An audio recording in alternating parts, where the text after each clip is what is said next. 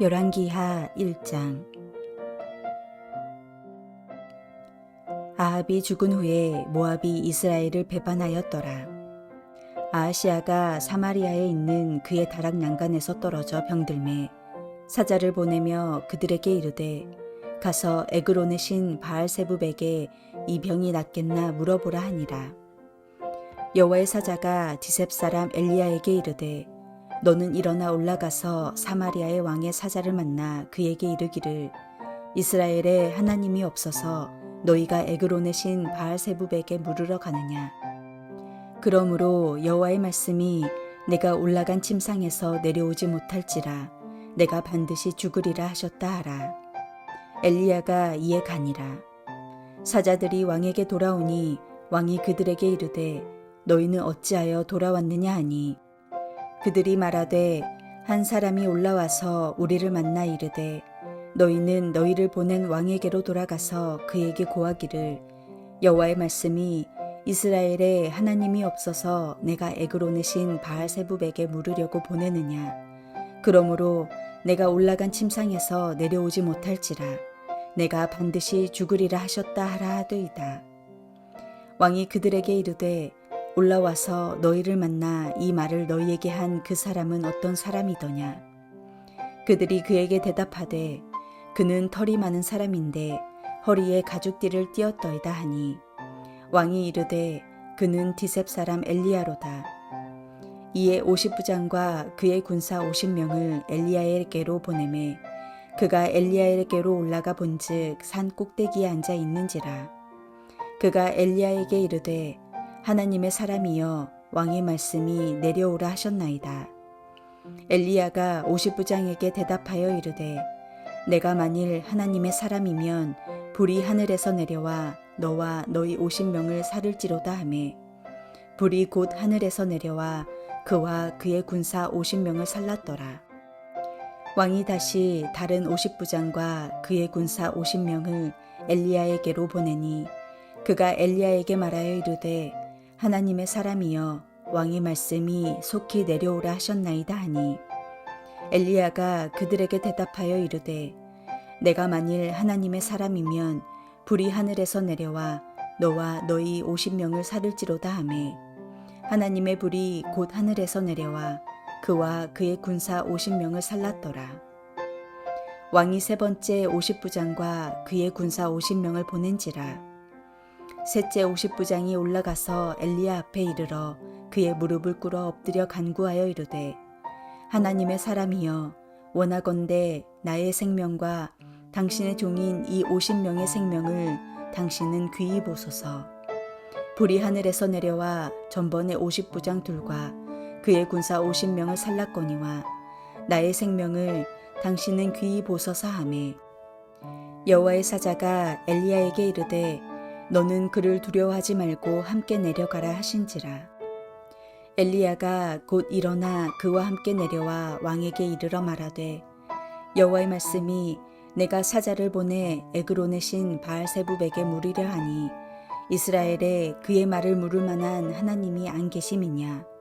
그러므로 내가 그 올라간 침상에서 내려오지 못할지라 내가 반드시 죽으리라 하셨다 하니라.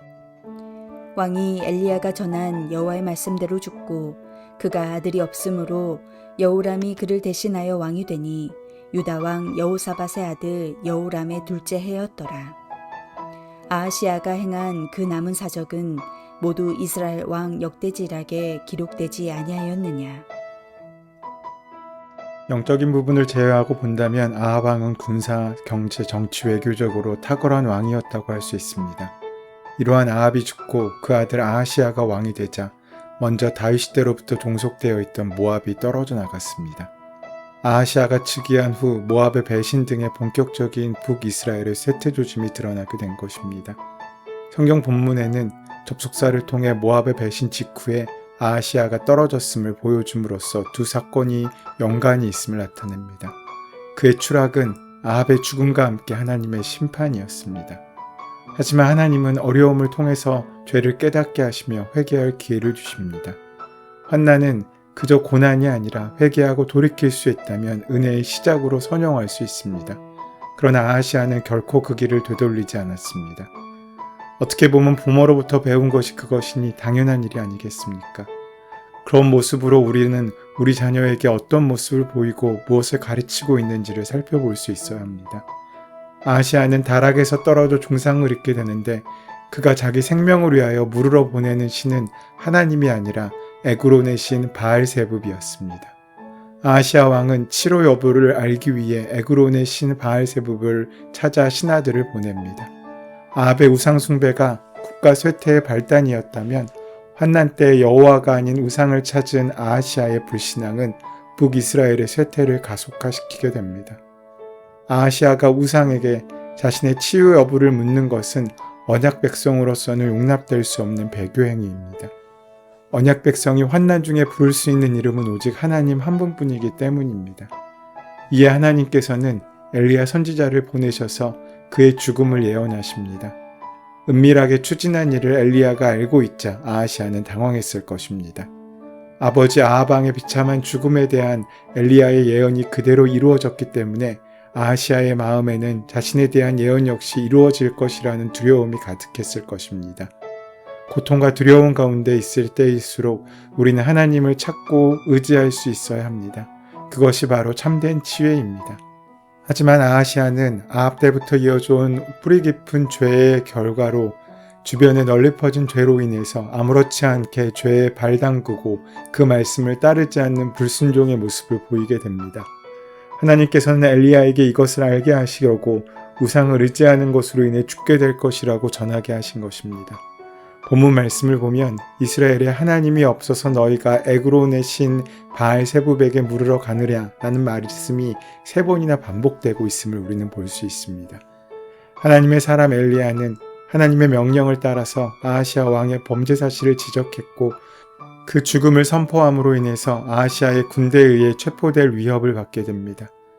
이 말을 전해 들은 아하시아는 50부장과 50인의 부대를 보내 엘리야를 부릅니다. 그러나 엘리야를 청한다고 하면서도 군대를 보냈다는 것은 엘리야를 무력으로 체포하려는 그의 마음의 본심을 보여주는 것이라 할 수 있습니다. 아하시아 왕은 자신의 죽음에 대한 예언을 듣고도 회개하기는커녕 오히려 그 마음이 완악해진 것입니다. 이는 그가 즉시 엘리야를 잡기 위해 군대를 파견한 것에서 잘 드러나는 것입니다. 엘리야를 잡으러 간 첫 번째와 두 번째 50부장 및 군사 50명은 하늘에서 내려온 불로 인해 죽습니다. 그러나 세 번째 파견된 50부장은 엎드려 엘리야에게 자신과 군사들의 생명을 귀히 여겨달라고 겸손히 요청합니다. 참된 겸손은 하나님이 어떤 분이시며 우리가 어떤 존재인지를 아는 것입니다. 만물을 주관하시는 분이 하나님임을 기억하며 늘 그분의 행하심 앞에서 겸손해야 하는 것입니다. 세 번째 50부장이 하나님의 종 앞에서 꿇어 엎드린 그 겸손이 그 자신과 50인의 부활을 구하게 되었고 엘리야는 아하시아에게 나아가 그의 아버지 아합에게 말했듯이 담대하게 아하시아가 죽을 것이라는 메시지를 전합니다. 아하시아가 아들이 없어 죽음으로 그의 형제요 아합과 이세벨의 또 다른 아들인 여호람이 왕이 됩니다. 하나님은 사람이 아니심으로 결코 시건하지 않으시는 분이십니다. 우상에게 묻고 하나님께 묻지 아니하여 죽을 것이라는 엘리야의 예언대로 아하시아 왕은 죽음을 맞이합니다. 본문은 아하시아 왕이 엘리야의 심판 예언 그대로 죽었음을 보여줍니다. 이는 아하시아에게 일어난 모든 일이 우연의 일치가 아니라 한치의 오차도 없는 하나님의 심판임을 보여주는 것입니다. 그렇다면 하나님께서 아하시아를 징벌하신 까닭이 무엇입니까? 첫 번째로 우상을 섬기며 악을 행하였기 때문입니다. 전쟁터에 나간 아합은 하나님의 진노하심으로 죽고 그의 아들 아하시아가 이스라엘의 왕이 되었습니다. 그런데 이 아하시아는 아합과 이세벨의 영향을 받아 우상을 섬기고 이스라엘로 범죄케 했습니다. 그 때문에 하나님의 징벌로 인하여 국력이 급속히 쇠퇴되었습니다. 여호와 하나님께서는 계속해서 하나님을 배신하고 우상을 섬기는 북왕국 이스라엘의 왕가를 더 이상 묵과할 수 없으셨기 때문에 직접 징벌하신 것입니다. 그동안은 억압적으로라도 정치 군사력을 발휘하여 이웃 나라에 영향력을 끼칠 수 있었지만 이제는 그러한 힘마저 사라져버린 것입니다. 하나님을 믿지 않고 배신하여 우상을 숭배하며 세상적으로 살아가는 인간들은 결국 이렇게 비참한 실패를 맛볼 수밖에 없습니다. 두 번째로 모압이 반기를 들었기 때문입니다. 모압은 다윗 시대로부터 계속 이스라엘의 속국이었습니다. 그들은 강력한 통치력을 보였던 오미르 왕 때는 꼼짝을 못했으나 그의 아들 아합 왕 때부터는 반기를 들며 독립을 꾀하다가 아합 왕이 죽고 그 아들 아하시아가 왕위를 계승하자 곧바로 이스라엘에게 반기를 들고 독립을 쟁취했습니다. 누구든지 신앙이 해이해지면 삶의 현장에서 신앙인으로서의 자기 통제가 이루어지지 않기 때문에 불신앙적인 언행이 드러나게 되고 모든 면에서 덕스럽지 못한 결과를 가져오게 됩니다. 그 결과 세상을 향한 영향력은 점점 줄어들고 없어지게 됩니다. 그러므로 우리 모두는 그 어떤 이유로라도 신앙생활에 해이함을 가져와서는 안 됩니다. 세 번째로 그는 난간에서 떨어져 부상을 당했습니다. 팔레스틴 지역에서는 집을 지을 때 보통 지붕이 평평한 슬라브형으로 집을 많이 짓습니다. 그리고 다락을 만들 때에는 무더운 날씨에 통풍이 잘 될 수 있도록 지붕 위에 비교적 크고 넓게 만듭니다. 그런데 아하시아 왕은 그 다락의 난간에서 떨어져서 부상을 당했습니다. 그것은 바로 아버지가 죽은 것이나 모압의 반기와는 전혀 다른 또 다른 징벌이고 고난이었습니다. 지금 아하시아 왕은 아버지가 죽었고 모압이 반기를 들고 독립을 쟁취했으며 자신이 부상까지 당했으니 삼중고의 혹독한 시련 속에 있는 것입니다. 요즘 우리말로 쓰면은 되는 일이 하나도 없는 상황인 것입니다. 마찬가지로 오늘을 살아가는 우리에게 때로 이와 같은 처지에 놓일 수 있다는 생각이 들 때가 있을 수 있습니다. 하지만 바로 그때는 고개를 숙여 낙심할 때가 아니라 고개를 들고 하나님을 찾을 때입니다. 그것이 믿음의 사람에게 참된 소망이고 유일한 희망의 근거가 될 수 있게 되기 때문입니다. 하지만 아하시아는 여전히 그 고개를 땅속에 묻고 땅 위에서의 방법을 찾기에 혈안이 돼 있어 결국 징벌받아 실패하게 된 것입니다. 그가 왕위에 있었던 기간은 불과 2년도 되지 않았으며 자녀도 없어서 동생인 여호람이 그들을 이었다는 사실 또한 하나님께서 그를 심판하셨음을 여실히 보여주는 장면이라 할 수 있습니다. 천지는 사라지고 없어질지라도 하나님 입에서 나온 말씀은 결코 헛되이 돌아가지 않으며 하나님이 기뻐하시는 뜻은 분명히 이루어집니다. 이것이 어떠한 상황에서도 우리가 하나님의 말씀과 언약을 확신하며 붙들 수 있는 이유입니다. 아하시아가 다락에서 떨어져 중상을 입었던 일은 실로 하나님께서 아하시아에게 허락하신 마지막 은혜의 기회였습니다. 그는 엘리야나 미가야와 같은 하나님의 종들을 불러 은혜를 구할 수도 있었고 회개할 수도 있었습니다. 그러나 그는 하나님을 선택하지 않았습니다. 기억할 것은 하나님께서는 악인에게라도 회개할 기회를 주신다는 것입니다. 날마다 하나님께서는 우리로 하여금 하나님께 더 가까이 나갈 수 있는 기회를 허락하고 계신 것입니다. 우리가 만나는 사람, 환경, 상황, 때로는 고난과 고통과 질병과 사고까지도 하나님께서 우리를 부르시는 메시지입니다.